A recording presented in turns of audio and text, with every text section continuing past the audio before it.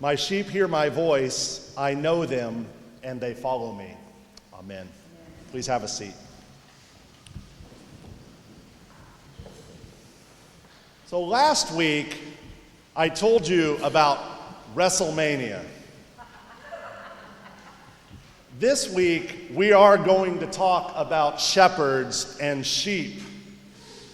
But I want to raise our brow just a little bit, if you'll allow me first a short digression into that most compelling of subjects. Are you ready?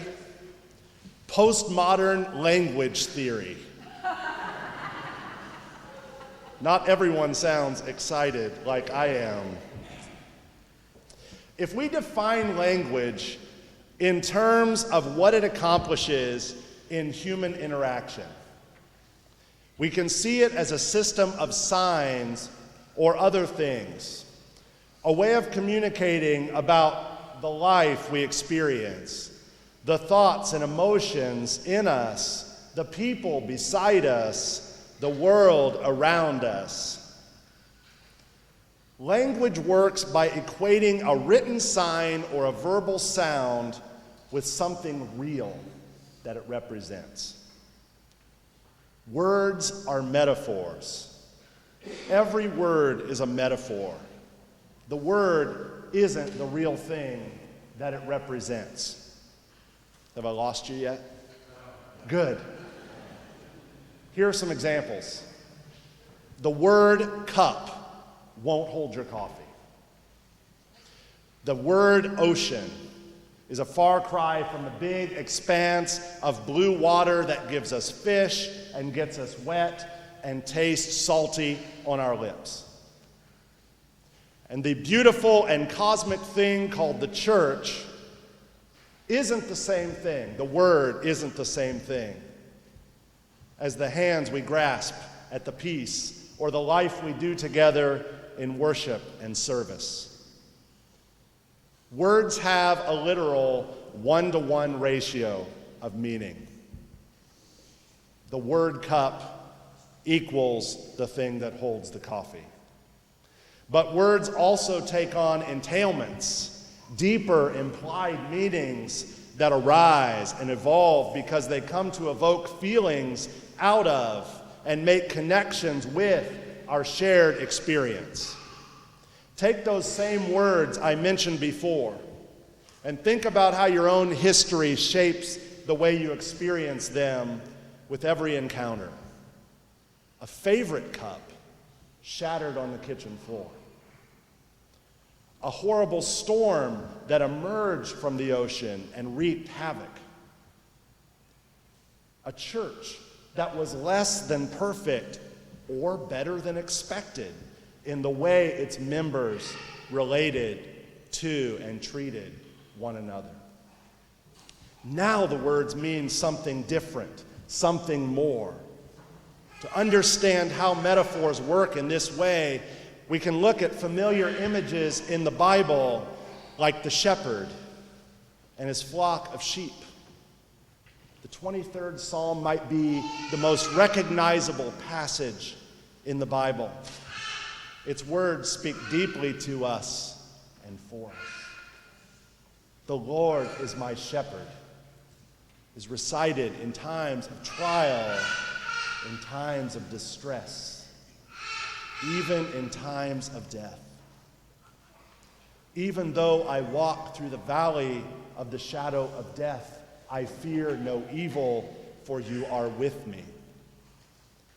Those words bring comfort to people of all walks of life in our weakest and darkest seasons. Surely goodness and mercy shall follow me all the days of my life. This passage is so near and dear to us, so evocative of memories and core convictions about God, that any preacher tinkers with it at his own peril. Our lesson from John's Gospel has Jesus taking up the shepherd image and repurposing it in support of his own purpose. I am the good shepherd, he claims, just a few verses before the ones we hear today. He relies heavily on religious entailments that come with the word. He means more than just the guy in the pasture with the sheep. I am the good shepherd means something more. Jesus makes a very important point. Those who heard him first might have recognized the shepherd image from a powerful indictment against Israel's leaders during a time when the prophet Ezekiel spoke to them. God sent Ezekiel to tell the shepherds of his people, his leaders, who had succumbed to corruption. They had failed. They had exploited the sheep and left them vulnerable to ruin. Therefore, according to Ezekiel, God would take over the shepherding. God would be the shepherd his people needed. It was both a threat and a promise, depending on who you were in Ezekiel's audience. When Jesus claims then, according to John, I am the good shepherd, he is tapping into those entailments. He's tapping into the centuries of hurt and mistrust and abuse that have built up under the religious leaders of God's people, and tapping in to a long-standing hope that God would replace the shepherds of the people with God's own self.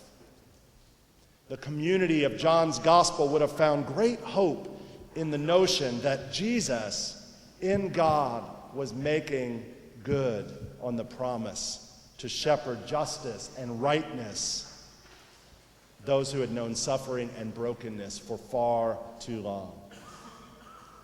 Of course, when we read from John's gospel, we bring our own lives and experiences to the table too. We generally like and embrace the sense that we need a shepherd, I think, and that Jesus is that shepherd. But what about the entailments of that image for us? If Jesus is our good shepherd, then perhaps we Christians, to fit into the metaphor, have to come to terms with something akin to being sheep. This is the part I don't like. I just don't like it. My will revolts against the notion. In our culture, there are negative connotations, entailments that come with the idea of being a sheep. I am not a sheep. I am not a follower. I know where I'm going. I am not helpless. I can fend for myself. I can defend myself. Jesus claims the title of Good Shepherd for himself, and that leaves me on the other end. Apparently, I don't get to opt out of my sheepness without opting out of Jesus. And when I'm honest, I have to admit, I do follow a fair amount of the time. And I'm actually not always great at discerning who is worthy of devotion and who is not. And when it comes to perceiving potential predators and defending myself against adversaries, I'm often blind to the warning signs, and I'm inadequate in the resistance that I put up. There are bandits out there. They vie for our attention, our energy, our investment, and our hope. They trumpet causes opposed to my good, opposed to God's glory.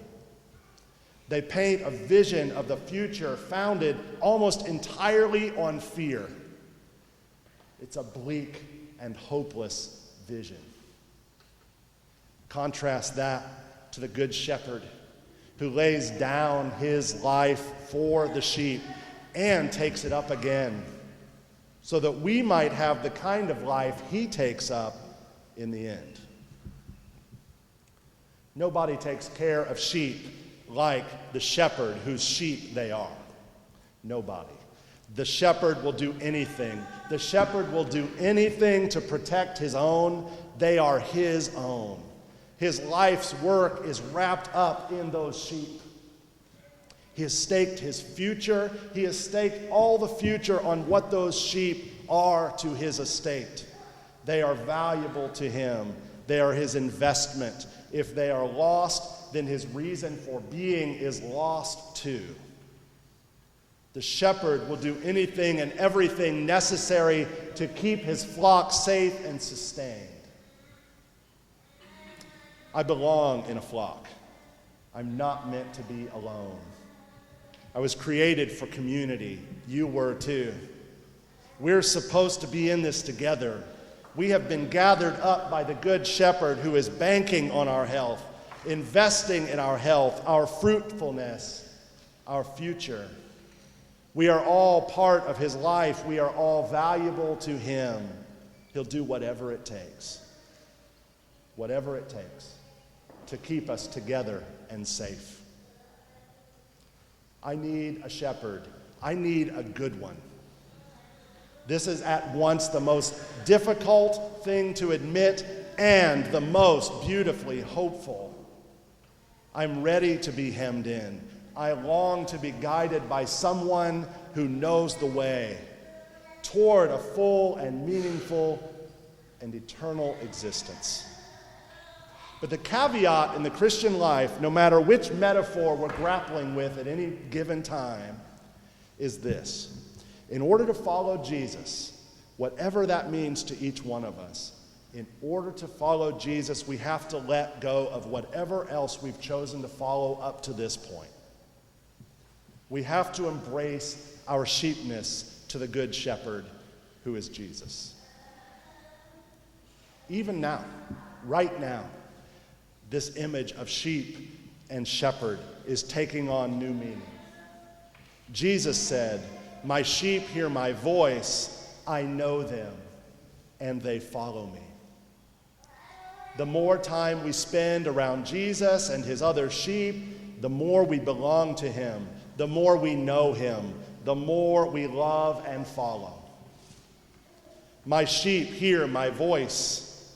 We need him. He is for us, the Good Shepherd who tends his flock, calls his own sheep by name, leads, protects, offers abundant life, and makes room for more and more to follow, to join the flock.